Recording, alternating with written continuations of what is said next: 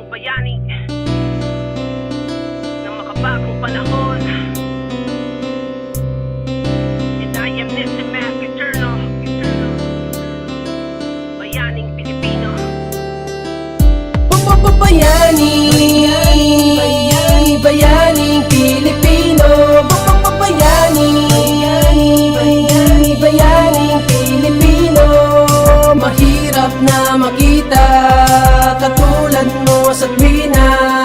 Tunay na makibaka, ika'y walang kapara.